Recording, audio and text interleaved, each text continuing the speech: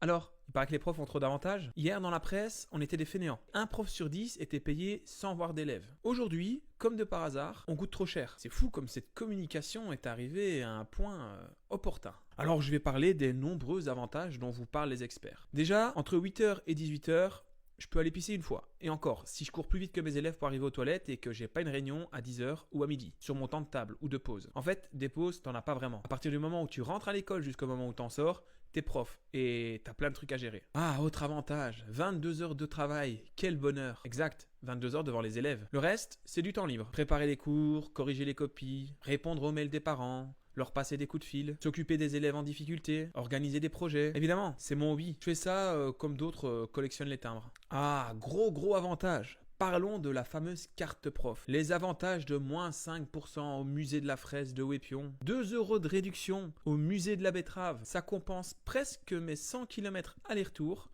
en voiture qu'évidemment sont pas remboursés. Je dois les déduire de mon salaire. Ah oui, parce que dans l'enseignement aussi, tu choisis pas où tu vas travailler. On te propulse à gauche, à droite et tu sais jamais trop où, surtout quand t'es temporaire. Les vacances. Ah, les vacances, quel plaisir. Moment magique où en tant que temporaire, tu n'es pas payé. Et oui, on te donne ton salaire de 10 mois sur 12, mais en t'enlevant entre 250 et 400 euros par mois. Et ce salaire où quand tu es nommé, on te donne juste ton salaire de 10 mois sur 12 mois, pendant lesquels les gens pensent que tu es en vacances. T'es temporaire, en plus c'est difficile de travailler pendant les vacances. Parce que tu as reçu un C4, mais tu n'as pas le droit au chômage. En fait, tu n'es pas vraiment au chômage. Tu attends qu'on te rappelle en septembre pour te proposer un poste alors que la rentrée, c'était en août. Alors pendant ces vacances, tu prépares en espérant rester dans la même école, dans le meilleur des cas. Dans le pire des cas, on ne te rappelle pas, il n'y a pas de place et personne ne te tient au courant. Tu vas pointer au chômage alors que tu as fait tes 3 ou 4 ans d'études, 5 pour ceux qui sont dans le supérieur. Mais tu lâches rien, tu prépares des cours parce que tu espères avoir les mêmes classes.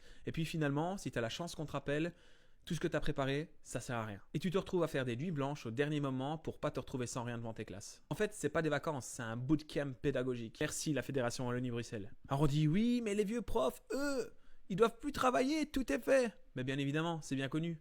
On les sort d'un placard, ils servent à rien, ils donnent cours. Vous croyez quoi? Qu'ils sont pas actifs dans les écoles, qu'ils se remettent pas à jour? Le monde change. Leurs cours aussi. Mais au-delà de ça, ici, on parle d'un truc sérieux. Parce que moi, ici, je vais jouer carte sur table. Mes collègues et moi, on a plein de compétences qu'on met à disposition de nos écoles. Soit à l'intérieur de celles-ci, soit comme détachés pédagogiques dans d'autres postes qui servent à former les profs. À l'école, je suis prof, mais je suis aussi coach, je suis psy, animateur, assistant social parfois. Parfois même mécanicien pour vélo ou pour trottinette électrique quand un élève a besoin d'aide. On s'occupe de faire des tournois de foot. On apprend aux élèves à jouer aux échecs, à dessiner, à jouer de la musique. On s'occupe du site web, de la com de l'école. On est là pour nos élèves. Et pour leur bien, on fait plein d'heures sup, pas payées.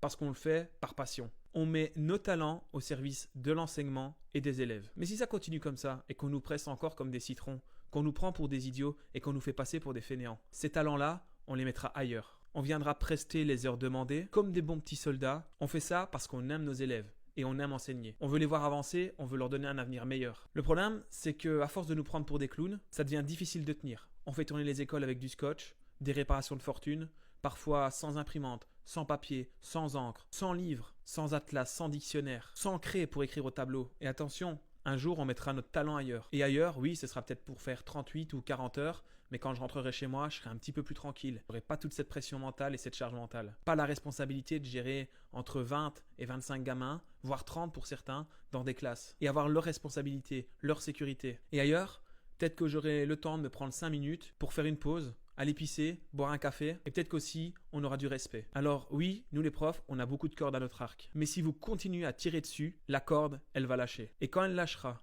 que les profs, que les conseillers pédagogiques, que les directeurs, que les sous-directeurs en auront marre, ce seront les élèves qui trinqueront. Alors chers politiciens, chers experts mandatés par les politiciens, continuez vos mesures de merde si vous le souhaitez. Mais ne venez pas pleurer quand ça va craquer. Parce que les conditions dans lesquelles vous nous faites travailler, c'est plus de l'enseignement. C'est Koh-Lanta, mais sans les caméras. Moi j'aime mon métier. Et si vous continuez à me traiter comme un clown, je vais changer de cirque. Et croyez-moi, ailleurs, on applaudit encore les artistes.